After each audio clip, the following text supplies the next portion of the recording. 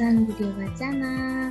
Jumpa lagi bersama Bu Eva. Kali ini kita akan membahas bagaimana kita akan menentukan penyelesaian dari PLSP dan PTLSP. Oke, tujuan belajar kita kali ini adalah menentukan penyelesaian dari persamaan linear satu variabel dan pertidaksamaan linear satu variabel. Oke, yuk kita mulai. Untuk menentukan penyelesaian PLSP dan PTLSP, ternyata ada langkah-langkahnya loh. Nah, coba teman-teman perhatikan langkah-langkah berikut ini. Yang pertama, hilangkan dulu tanda kurung dengan menggunakan sifat distributif. Kemudian, operasikan suku-suku yang sejenis. Langkah kedua, gunakan sifat penjumlahan suatu persamaan untuk menulis persamaan tersebut sehingga semua variabel berada di satu ruas, sedangkan semua konstanta berada di ruas yang lainnya. Kita sepakati ya dari awal bahwa nanti semua variabel itu berada di ruas kiri dan semua konstanta berada di ruas kanan. Nah, apa artinya ruas kiri dan ruas kanan? Itu adalah tolak ukurnya tanda sama dengan. Jika berada di sebelah kiri sama dengan, maka disebut ruas kiri. Jika berada di sebelah kanan tanda sama dengan, maka disebut berada di ruas kanan. Langkah yang ketiga, sederhanakan masing-masing ruas. Langkah yang keempat, gunakan sifat perkalian suatu persamaan untuk menghasilkan persamaan yang berbentuk X sama dengan konstanta. Nah, jika masih bingung, coba perhatikan contoh berikut ini. Kita akan menentukan penyelesaian dari sebuah persamaan yaitu 3 kali X dikurangi 1 ditambah X sama dengan negatif X ditambah 7. Nah, di sini masih ada tanda kurung, maka teman-teman bisa melakukan distributif. Ya, jadi kita kalikan 3 dengan X, lalu 3 dengan negatif 1. Seperti ini hasilnya. Langkah berikutnya, kita operasikan suku yang sejenis. Di sini ada yang sejenis 3X dengan X. Boleh kita jumlahkan menjadi 4X. Lalu sesuai dengan kesepakatan tadi bahwa ruas kiri untuk semua variabel dan ruas kanan untuk semua konstanta. Berarti semua variabel yang berada di ruas kanan harus kita hilangkan atau kita nolkan, atau dengan kata lain kita pindah ke ruas kiri. Di sini lawan dari negatif X adalah positif X. Nah, kalau ruas kanan kita tambah dengan X, maka ruas kiri juga kita tambah dengan X. Kemudian kita operasikan suku yang sejenis. Di sini kita bisa operasikan negatif X ditambah X kan 0, maka tidak perlu ditulis. Nah, sekarang kita akan pindahkan negatif 3. Karena semua konstanta harus berada di ruas kanan. Berarti negatif 3 harus kita tambahkan dengan lawannya, yaitu 3. Kalau ruas kiri kita tambah 3, maka ruas kanan juga kita tambah 3. Lalu kita operasikan suku sejenis. Hasilnya adalah 5X sama dengan 10. Langkah terakhir kita gunakan operasi di sini perkaliannya. 5 kali X sama dengan 10, maka X sama dengan 10 dibagi 5. Atau dengan kata lain, kedua ruas kita bagi dengan 5. Nah, X sama dengan 2 inilah yang menjadi penyelesaian dari persamaan lintas. Kalau teman-teman coba substitusikan, nanti hasil pada ruas kiri akan sama dengan hasil di ruas kanan. Dengan catatan X-nya kita ganti dengan bilangan 2 ya. Nah, sudah sedikit ada gambaran kan? Mari kita coba contoh berikutnya. Tentukan penyelesaian dari persamaan 2x ditambah 3 sama dengan 11. Di sini tidak ada yang di dalam kurung ya, maka sifat distributif tidak ada kita berlakukan pada persamaan. Oke, nah sekarang yang harus kita pindah di sini adalah positif 3. Dia konstanta, harus kita pindah pada ruas kanan. Nah, berarti yang di ruas kiri kan harus 0. Nah, ditambah 3 supaya 0 kita kurangkan dengan 3. Berarti kedua ruas harus kita kurangi 3. Kemudian kita operasikan suku sejenisnya. Diperoleh 2x sama dengan 8. Langkah terakhir berarti kita bagi kedua ruas dengan 2 atau x sama dengan 8 dibagi 2 sama dengan 4. Nah, x sama dengan 4 adalah penyelesaian dari persamaan di atas. Kalau teman-teman mau mencoba, kita masukkan 4 ke dalam x atau kita gantikan nilai x dengan 4. Berarti 2 kali 4 ditambah 3, hasilnya harus 11. Nah, jika benar berarti pekerjaan yang kalian lakukan sudah benar.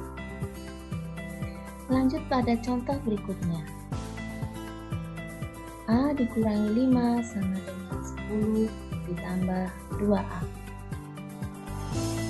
Dengan proses yang sama, tapi tidak ada proses distributif ya teman-teman.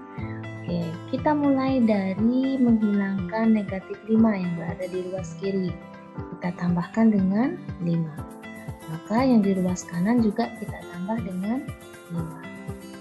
Lalu kita operasikan suku sejenisnya. Oleh A sama dengan 2x tambah 5. Di sini ada 2A, harus kita pindah ke ruas kiri. Maka yang di ruas kanan harus 0 ya, atau harus kita hilangkan. Berarti kita kurangkan dengan 2A. Lalu operasikan suku sejenisnya. Kita peroleh negatif A sama dengan 15. Di sini masih negatif A, yang artinya di depan variabel A ada bilangan negatif 1. Maka kedua ruas kita bagi dengan negatif 1.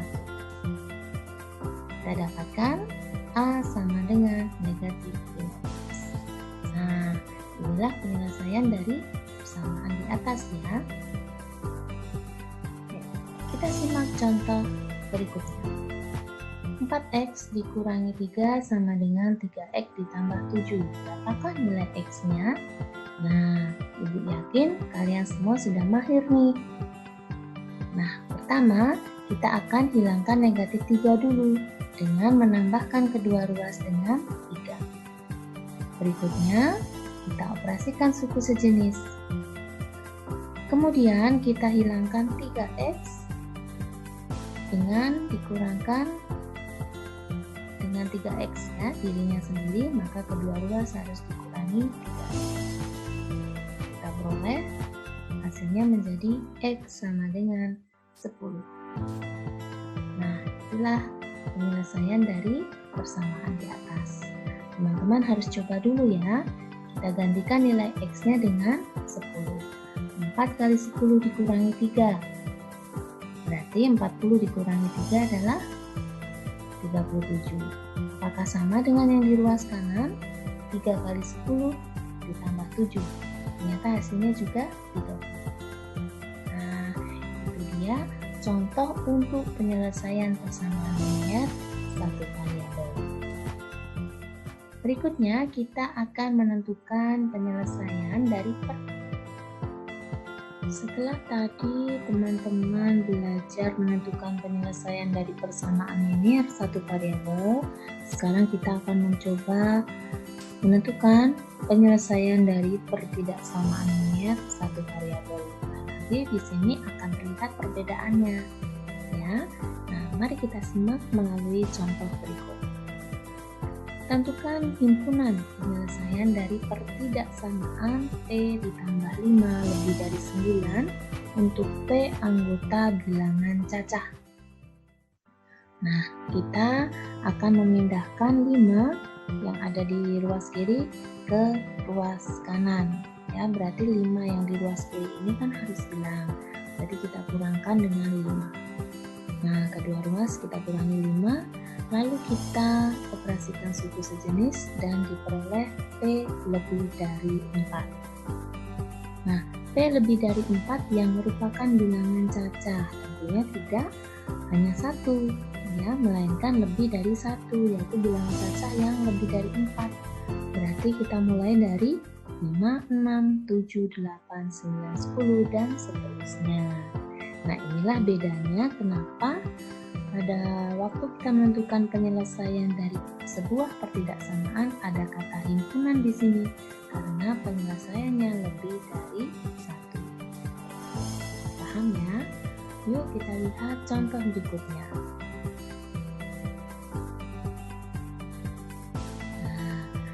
Nah, kita harus distributifkan dulu nih, karena di sini ada perkalian satu suku dengan 2 suku. Kalau sudah, kita mulai dengan menambahkan kedua ruas dengan 3. Lalu kita operasikan suku sejenis. Berikutnya kedua ruas kita kurangkan dengan 2T. Ya, supaya 2T di sini harus pindah ke ruas kiri. Kita operasikan suku sejenis. Nah, sudah hampir selesai kan? Nah, di sini kita bagi kedua ruas dengan 4. Kita peroleh T kurang dari atau sama dengan 3, di mana T itu bilangan asli. Bilangan asli itu kan mulai dari 1. Di sini sampai 3 karena ada tanda sama dengan.